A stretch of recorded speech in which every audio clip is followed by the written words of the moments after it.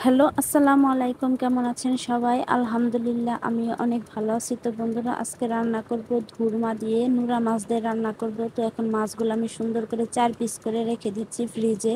তো সবগুলাই তার রান্না করা যাবে না, যেহেতু আমরা মানুষ 3 জন, এর জন্য 3 পিস আর 1 পিস আমি বেশি রান্না করব।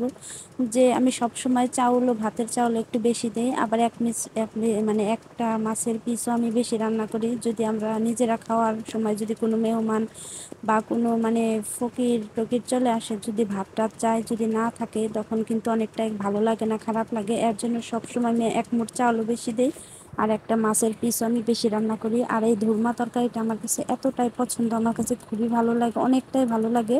তো জানি না আপনাদের কাছে কীরকম লাগে, কিন্তু এই তরকারিটা আমার কাছে খুবই ভালো লাগে। এর জন্য আমি এটা দিয়ে শুধু ধুরমা দিয়ে মাছ দিয়ে রান্না করবো। আর মানে তরকারিটা এত পরিমাণের মজা হয়েছিল, কি বলবো, আমার ছেলেই মানে অর্ধেকের বেশি তরকারি খেয়ে ফেলেছে। তো পুরো ভিডিওটির সাথে থাকুন, আশা করি সবার ভালো লাগবে।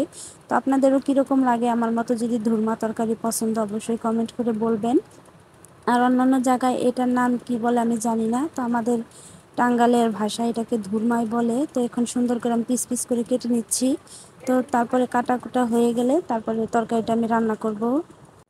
তো এখন সুন্দর করে আমি কেটে কুটে ধুয়ে এখন পরিষ্কার করে নেব। তারপরে কাঁচামরিচ, পেঁয়াজ সব কিছুই কেটে কুটে ধুয়ে নেব। মাছটাও ভালো করে পরিষ্কার করে একবার ধুয়ে নেওয়া হয়েছিল।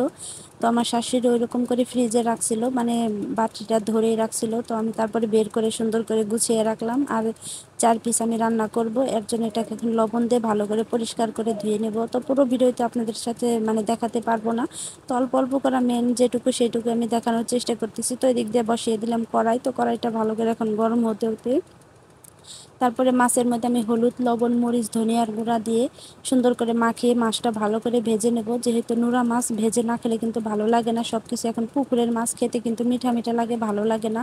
এর জন্য ভালো করে আমি মশমশা করে ভেজে, মানে এত মশমশা করব না, মানে তরকারি রান্না করব, মানে একটু আলতো করে ভেজে নেব।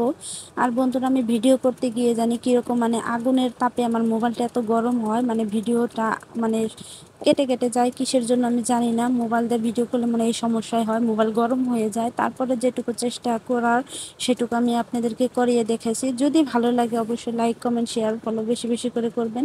তখন আমি একে একে মানে মাছগুলো দিয়ে দিচ্ছি। যেহেতু আমরা 3 জন মানুষ, এর জন্য 3টা মাথায় দিলাম।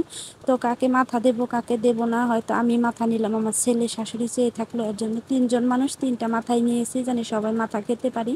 আর একটা পিস আমি বেশি নিয়েছি, মানে বাড়তি যদি মানুষ টানুষ কেউ আসে, তো এর জন্য আমি একটা পিস বেশি নিলাম। আর না আসলে সমস্যা নেই, আমরা খেয়ে ফেলবো। তো মাছগুলো এখন সুন্দর করে ভেজে তারপর আমি একটু পরে উঠিয়ে নেব। তারপরে এখানে দিয়ে দেবো কাঁচামরিচ, পেঁয়াজ, তারপরে দিয়ে ভালো ভালো করে মানে একদম সুন্দর করে ভাজা ভাজা করে নেব। তো মাছটা এখন আমি উঠিয়ে নিচ্ছি। তো এভাবে কিন্তু দুধমা দিয়ে মাছ রান্না করলে খুবই ভালো লাগে, আর তরকারিটা অনেকটাই মজা হয়েছিল। তো এই যে আমি মাছটা উঠিয়ে নিলাম, এর মধ্যে দিয়ে দেবো কাঁচামরিচ, পেঁয়াজ। তো কাঁচামরিচ, পেঁয়াজ দিয়ে ভালো করে ভাজা ভাজা করে তারপরে এখানে দিয়ে দেবো একটু জিরা বাটা, তারপরে এখানে দিয়ে দেবো হলুদের গুঁড়া, মরিচের গুঁড়া, ধনিয়ার গুঁড়া, পরিমাণ মতো লবণ। ওই যে আমি বললাম যে আমার ভিডিওটা কেটে যায়, এই কারণে আমি আগেই বলে দিলাম। তো তারপরে ভালো করে মানে ধুরমা তরকারি দিয়ে মানে ভালো করে কষিয়ে নেব। তারপরে রান্না, আর ধুরমা তরকারি তো বেশি ঝোল দিতে হয় না, এমনিতে ঝোল উঠে যায়, সেদ্ধ তাড়াতাড়ি হয়ে যায়, রান্না করা একদম সিম্পল, তাড়াতাড়ি হয়ে যায়। আর খেতেও তরকারিটা খুবই মজা। তো জানি না আপনাদের কাছে কীরকম লাগে, আমার কাছে খুবই ভালো লাগে। আর আমি যেরকম করে রান্না করি, তো সেটাই আপনাদের কাছে শেয়ার করতেছি, অবশ্যই আপনাদের কাছে অনেকটাই ভালো লাগবে। তো বন্ধুরা, এই যে সব কিছু এখানে দিয়ে দিলাম। আর বললাম না কেটে কেটে যায়, তো আর ফোনে আমি করতে পারি নাই। তো এই যে ভালো করে এখন কষানোর জন্য এখন ঢাকনা দিয়ে ঢেকে দেবো। এখানে সব ধরনের মশলা দিয়ে দিয়েছি। তো এখন কষালেই কিছুক্ষণের মধ্যে আমার তরকারিটা হয়ে যাবে। তো বন্ধুরা, আমার ভিডিও যদি আপনাদের ভালো লাগে অবশ্যই লাইক, কমেন্ট, শেয়ার, ফলো বেশি বেশি করে করুন। বারে বারে বলতেছি, অনেক কষ্ট করে রান্না করি মাটির চুলায়, প্রচুর পরিমাণ তাপমাত্রায়, তারপরেও কিন্তু আপনাদের লাইক, কমেন্ট, শেয়ার, ফলো কিছুই পাই না। তো এই যে কষানো হয়ে গেছে, এখানে পরিমাণ মতো ঝোল দিয়ে দিলাম। তো আমি এখন সাথে সাথে মাছ দিয়ে দিব, যেহেতু অল্প পরিমাণে ঝোল দিলাম। আর তরকারি কালারটা দেখেন কত সুন্দর হয়েছে, খেতেও দুর্দান্ত মজা হয়েছিল। অবশ্যই বাসায় একবার হলো রান্না করে খেয়ে দেখবেন।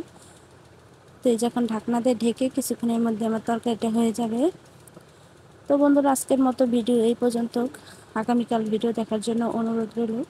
সবাই ভালো থাকবেন। আর আমার ভালো ভালো ভিডিও দেখতে হলে অবশ্যই আমার পেজে থাকবেন। আর আমার কিন্তু ফেসবুক পেজও আছে, সেখানেও আঞ্জুমান আইরিন লেখা, তো অবশ্যই সেখান থেকে একটু ঘুরে আসবেন। তো বন্ধুরা এই যে দেখেন তরকারি কালারটা দেখেন কত সুন্দর, খেতেও এতটাই সুন্দর হয়েছিল। তো আপনাদেরকে একটু আমি দেখিয়ে দিই, দেখেন কত সুন্দর হয়েছে তরকারির, একদম মানে বাটি ফুটে অল্প হয়ে গেছে, এই তরকারিটা একদম অল্প হয়ে যায়।